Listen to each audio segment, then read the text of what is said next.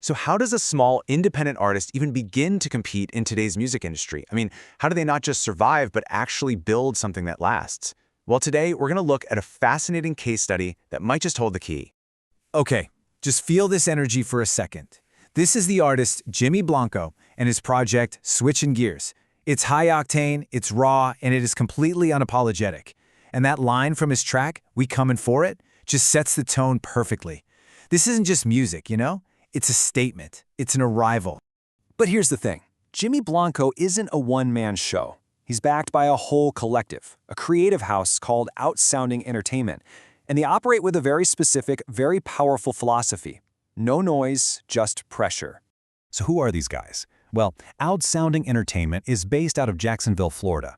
They were founded way back in 2015, and they're a true indie music and creative house. That mantra, no noise, just pressure, tells you everything. It's all about making real, impactful moves, not just making empty noise. And this is where it gets really interesting. A line from one of their own internal documents kind of captures this perfect paradox they live in. On one hand, the art feels chaotic, it's personal. But underneath all of that, the catalog is a well-wired machine.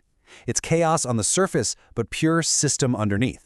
Which, of course, brings us to the big question. Right? In an industry that is completely dominated by giants, how does a small group from Jacksonville build a machine, a system that can even be talked about in the same breath as the major labels?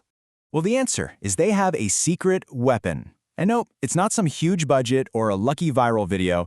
It is the blueprint behind the pressure. It's the professional, airtight system they've built to manage every single piece of music they create. And that blueprint, it's built on something that, I gotta be honest, sounds incredibly boring, but is unbelievably powerful. We're talking about metadata. That's right, the data about the music is just as important as the music itself. All right, let's break this down. First up, you've got the ISRC, the International Standard Recording Code. The easiest way to think about this is like a unique digital fingerprint for a single sound recording. And this part is key. Every single version, the album cut, a radio edit, a remix, each one gets its own unique ISRC. It's tied to the specific recording, not just the song. Then you have the UPC, the Universal Product Code.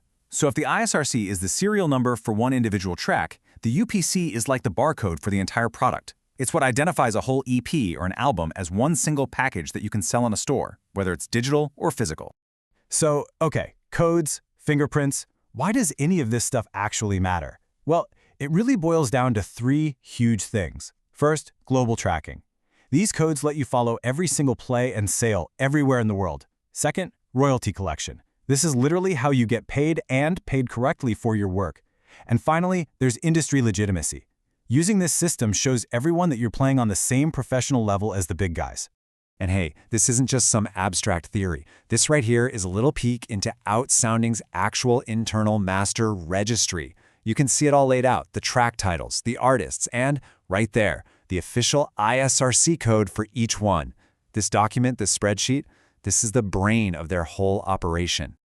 Okay, so this is where it all clicks. This is where we connect that raw, aggressive, artistic energy we started with directly to this highly organized, almost sterile data archive. We're about to see the link between the art and the asset.